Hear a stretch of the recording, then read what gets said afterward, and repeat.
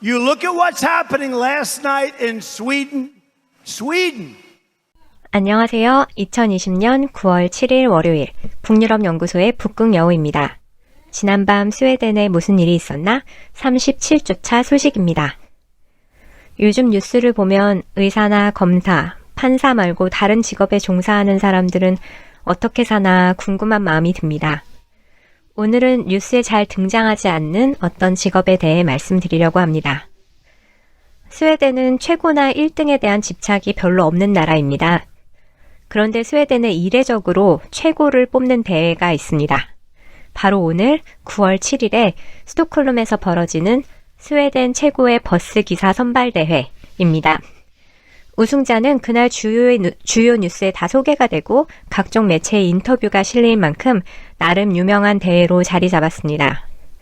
2010년을 첫 해로 올해로 11회를 맞는 최고의 버스기사 선발대회가 시작된 계기는 버스기사 구인난 때문이었다고 합니다. 일과 삶의 균형을 중요시하는 스웨덴 사회에서 때때로 늦게까지 일을 해야 하는 버스기사는 그다지 매력적인 직업이 아니었는지 필요한 인원수에 비해서 지원자가 적었다고 합니다.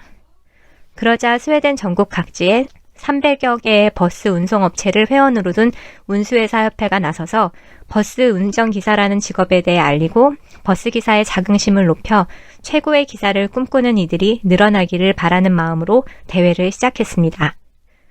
운수협회와 교통 전문 매체가 주최를 하고 스웨덴 고용부, 직업학교, 운전면허학원, 벤츠를 비롯한 버스 제조사가 다양한 방식의 후원으로 참여를 합니다. 그럼 최고의 버스 기사를 어떻게 뽑을까요?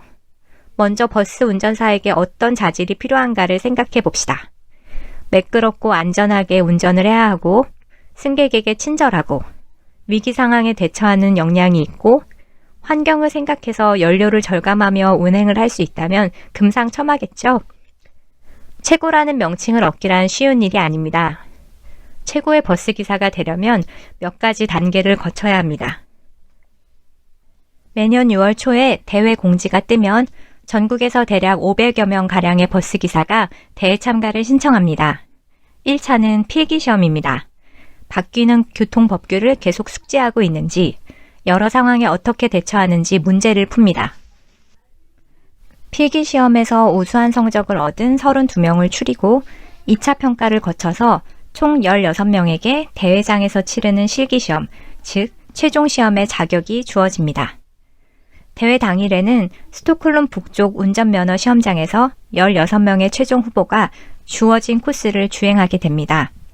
5가지를 보는데 미끄러운 주행 구간, 갑작스러운 기상 변화에 대응, 응급 대처, 연료 절감, 주행 기술, 그리고 여기에 승차감까지 모두가 측정 대상입니다. 주행 기술 측정 구간이 특히 까다롭다고 하는데 좁은 도로 곳곳에 고가를 놓고 매끄럽게 그 사이를 피해 나가야 합니다. 그 밖에 긴급 상황에서 응급처치를 하거나 소화기를 사용해서 불을 끄는 것까지 포함되어 있습니다. 여기에 또 한 가지 중요한 자질이 필요한데요. 바로 에코 드라이빙입니다. 환경을 생각하는 운전, 이 정도로 볼 수 있을 것 같은데 환경보호 인식에 있어서 세계에서 가장 앞선다는 스웨덴은 운전면허 시험을 볼 때도 여기에 대한 항목이 있습니다. 제 친구들이 전부 불만을 토로하면서 2차, 3차 시험을 보게 했던 항목인데요. 예를 들면 도로 주행을 할 때 A에서 B 지점까지 연료를 최대한 적게 쓰는 방법을 고민을 해야 합니다.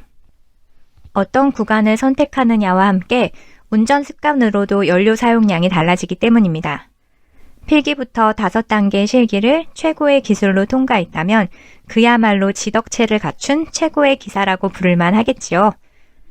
까다로운 선발 과정에도 불구하고 우승자가 얻는 것은 소박합니다.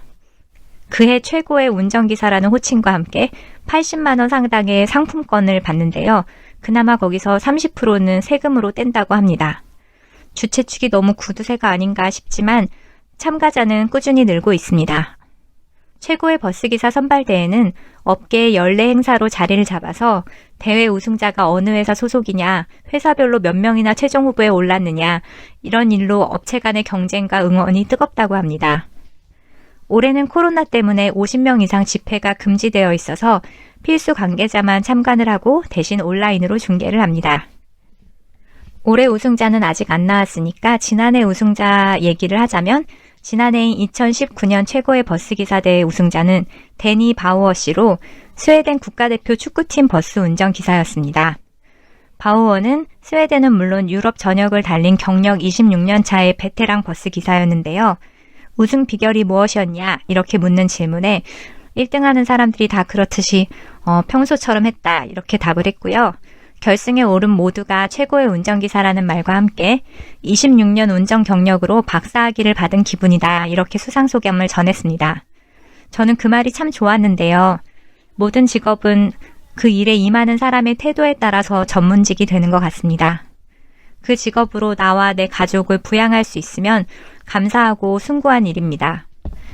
2020년 스웨덴 최고의 버스기사 선발대회 결승 진출자 명단을 보니까 마침 제가 옛날에 살던 동네를 운행하는 버스 회사에서도 두 분이나 올랐더라고요.